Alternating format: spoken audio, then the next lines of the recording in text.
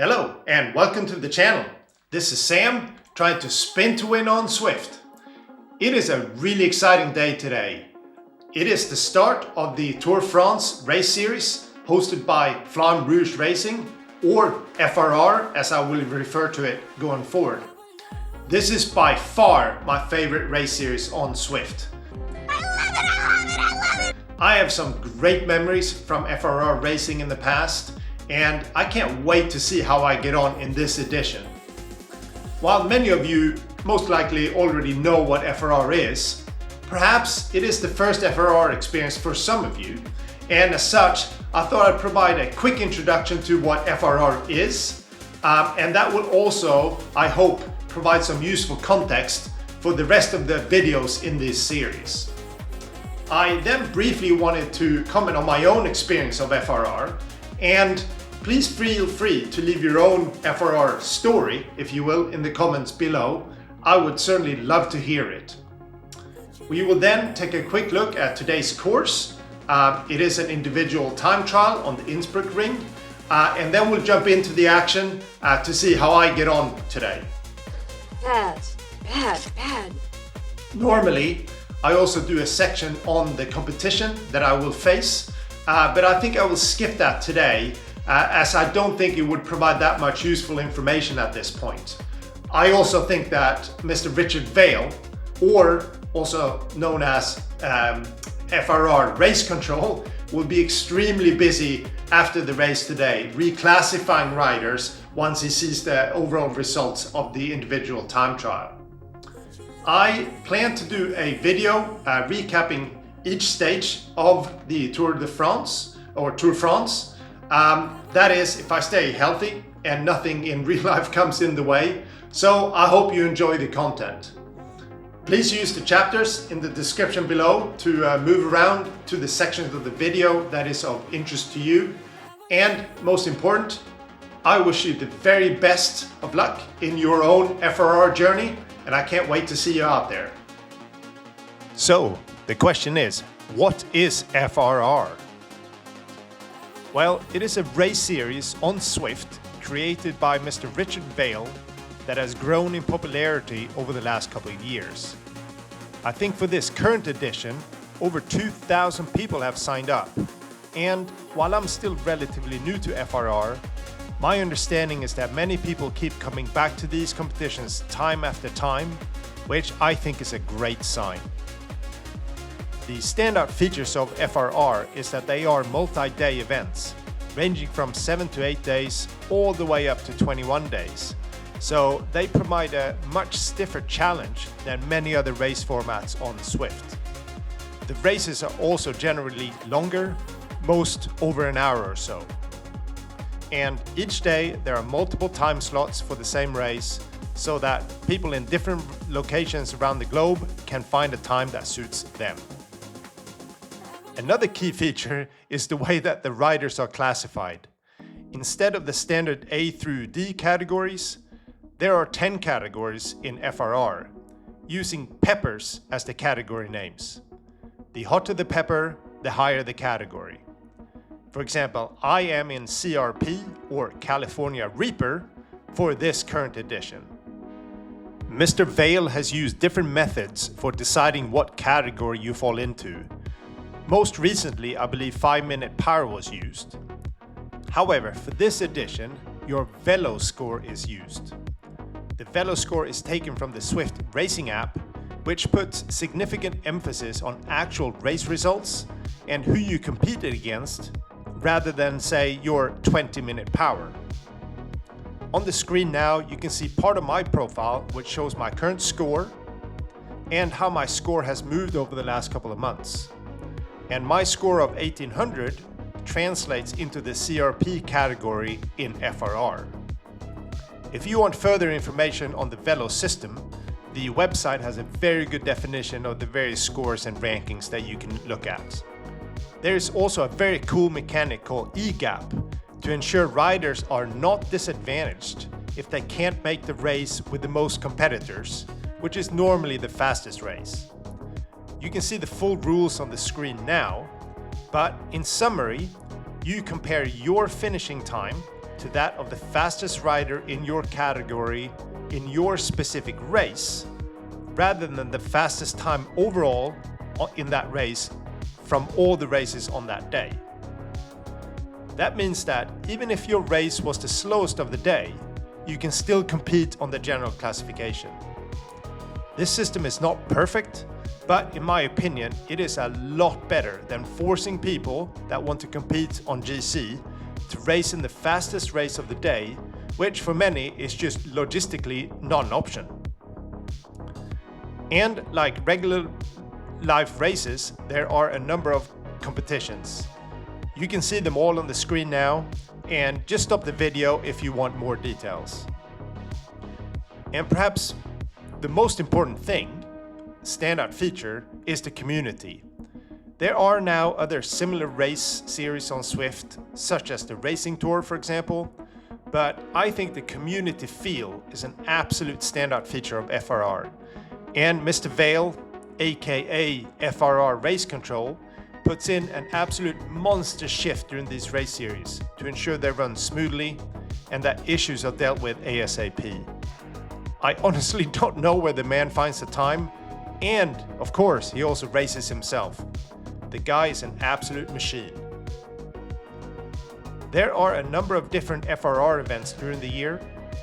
As you can see from the screen now, we are doing the Tour France edition, which will then be followed by the Tour Britannia, the Tour Watopia, and then the World Tour. I think there will also be at least one more race, the Monster 21-day edition I referred to earlier, but I don't think that's been announced yet.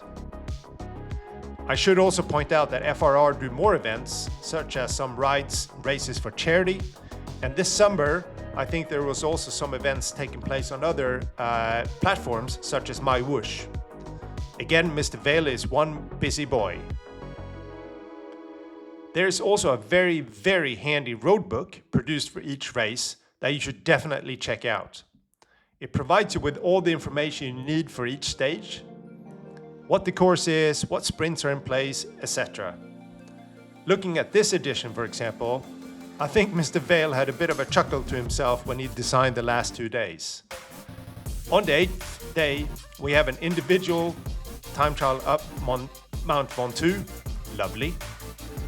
Followed on the next day by, which is the Queen stage, which over 1,700 meters of climbing.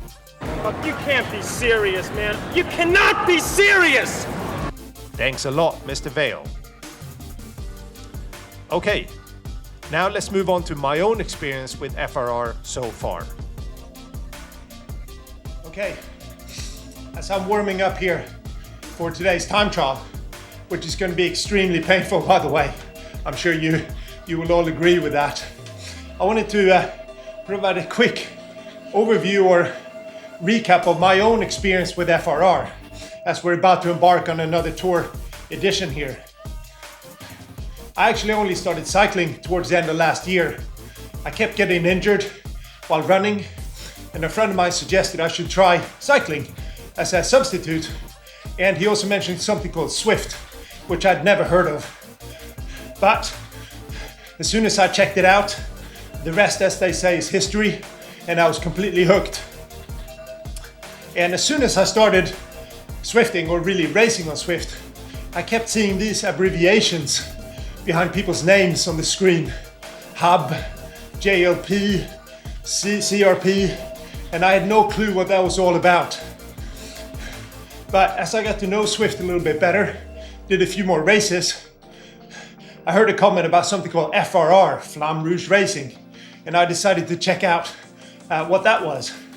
It was only then that I realized that the various abbreviations referred to peppers, or classes, as we call them in FRR, depending on how good you are, depending on which class you fall into. And it was at this point I decided to say, okay, maybe I should have a go at this. It seems like an interesting challenge. But frankly, I was too intimidated to give it a go right away. I'd only been on Zwift for about a month or so when the next tour came up of FRR. I can't remember which one it was now. But I kept plugging away. on Zwift, got a little bit better. And then I saw another tour being announced for, I think it was the beginning of March, called the Triquetra Tour. Didn't know exactly what that meant. I thought it was just another 8-9 day tour like the other one, and they're tough as they are, already tough. But I then quickly realized this was the full Mahoney. It was 21 days of racing over 23 days with 2 rest days. And I was like, oh, I'm not sure about that. That sounds just too much. But I always like to challenge. So I decided to sign up and just see how I got on. I started in the Bonn category, which I competed in for the first week. And again, to my surprise, I found myself somewhat competitive. That turned into me being upgraded into the hub category, Habanero, which was the next one up. And I stayed in that category for the rest of the race. And again, to my surprise, I was still somewhat competitive. In the end, after 21 days of racing with my legs falling off, I finished in 3rd on GC, just a few seconds behind the 2nd place, but well behind the 1st place. Now, that finish on the podium was a nice bonus, but what really stood out for me was just the sense of achievement I got from being able to, compete and complete 21 days of racing over 23 days. There was many days I woke up and I was like, there's no way I can do another race today. But somehow, I just got on with it and completed it. So, great community in FRR. And again, that also kept me going. I remember that very well. You saw the same faces every day. And you're like, well, if I'm tired, they must be tired. We're kind of all in this together, sort of a feeling, which was really great to see. Even though, of course, we're competing against each other. So, that's my story, if you will, my FRR story. I'd love to hear what yours is. Did you have something similar? Or have you done, all the FRR races since the dawn of time? Please let me know in the comments below. Now, that's probably enough reminiscing of the past. It's time to get going on today's time trial. So, we'll quickly look at the course. It is pretty straightforward, so that'll be a short section, and then we'll see how I get on. Ooh, it's gonna be a tough one, but I'm gonna give it a good crack, and we'll see where we end up. For today's individual time trial, we are doing 2 laps of the Innsbrukring. Each lap is around 9 kilometers, so total of 18 kilometers today. And the parkour is generally flat, apart from the one real feature, which is the infamous leg snapper. Normally I have more comments on the course, but again, this one is straightforward, especially for an iTT. So instead, let's find out how I did today. Normally, I edit out the sections of the race that are not that interesting. And I suppose, since this is an iTT, you could argue we could edit out the whole thing. But since it is a short race, I will speed up the footage so we can see the whole experience. And it was a painful experience. My pacing strategy was pretty simple. My previous best 20-minute power was 315 watts. But I thought I could probably do a little better than that given my current fitness. However, the expected time to complete the race was around 26 to 28 minutes or so it would be a bit longer than a 20-minute effort. In the end, I decided on trying to go for an average of 320 watts. And I planned on pushing a bit harder up the leg snapper and then try to rest a little bit on the descent. Apart from that, I hope to keep a steady 320 watts for the rest of the race. But as usual, my plan goes out the window when the race starts, and I start too fast. I wasn't chasing the front of the race, for example, but my legs felt really good. So when I saw I was averaging over 330 watts, I decided to go with it. Looking back at my footage, I can see that there was a lot more red than yellow at the bottom, So I should have realized I was on borrowed time. But again, at the time, I felt good. I pushed reasonably hard up the leg snapper the first time around and then settled into my rhythm again. However, about when I hit 1 lap to go, the feeling changed from feeling good to feeling bad. And that is when I knew I had overcooked it a bit on the first lap. From then, it was a very painful experience indeed. I still managed to push up the second leg snapper, but after that I was on or over my limit and my pace dropped. I kept counting down the kilometers and I dug really deep at the end to try to limit my losses. My A goal, if you will, for the race had been 26 minutes. That is, if I had really good legs on the day. And in the end, I finished in 26:07, which I was really pleased with. I wonder if I paced it just a bit better, whether I could have gained those extra 7 seconds, but we will never know. In the end, I averaged 325 watts, so higher than my goal, and I set a new 20-minute power PB going from 315 to 328 watts, which is a pretty good increase. And when I finished the session on Zwift, I got the following message, which did put a smile on my face. Not that FTP matters that much, but I take an increase any day of the week. Looking at the result, I am currently in 70th place out of 110. However, there are still a few more races to go as I record this, so we will only know tomorrow what the final outcome was. I did have a quick glance at some of the top finishers, and I think Mr. VELO needs to get busy, even busier than he is, as some of those times would have been very competitive even in the top category. So clearly there are a few riders miscategorized. But either way, it is clear that CRP is an extremely competitive division for me. That is something of an understatement. But I'm looking forward to the challenge, and I am quite pleased with my effort today. I certainly gave it my all. Okay, as usual, I'll give you a few thoughts post-race as I'm warming down. I'll keep these short because I'm absolutely cooked. Overall, pleased with the result. I was hoping for 26 minutes if I had a really good day, but it meant that I had to up my 20 minutes, 25 minutes, whatever numbers by a significant portion. And I think in the end I got really close to that. So really chuffed with the result overall. You probably noticed, if you watched, I got my pacing strategy wrong. I definitely went too fast on the first lap, and then it was a struggle on the second. But I felt really good at the start.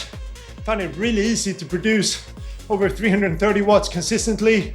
I pushed up the hill, I thought at a sensible pace the first time up, but then we hit the halfway mark and it was like a switch. And I thought, oh goodness, it's going to be a tough 9 kilometers now. And that was certainly true. But I kept plugging away at a slightly lower power, pushed up the hill okay, but then I had absolutely nothing left. And it was just sheer willpower in the end to get over the last 3 kilometers. I think I lost quite a bit on that bit. So didn't quite get my pacing strategy right, but you live and learn. Overall, really chuffed with the result. Wonder where I finished in the CRP category. Probably mid-table, maybe mid to low table. I'm not sure. So many strong riders, but I'm still happy with that. I actually taken 2 steps up for some reason for this tour from hub to CRP. So it's always going to be a tall order for me to really compete with the best guys in this category. But I'm going to give it a good go. Hope I can complete all of the stages. I stay healthy, and that'd be a real win in itself. So I think we'll end it there. Like I said, absolutely cooked. I need a shower and rest for tomorrow. Oh my God, another race tomorrow. Why am I signing up for this? This is Sam, trying to spin to win on Zwift, and I'll see you in the next one.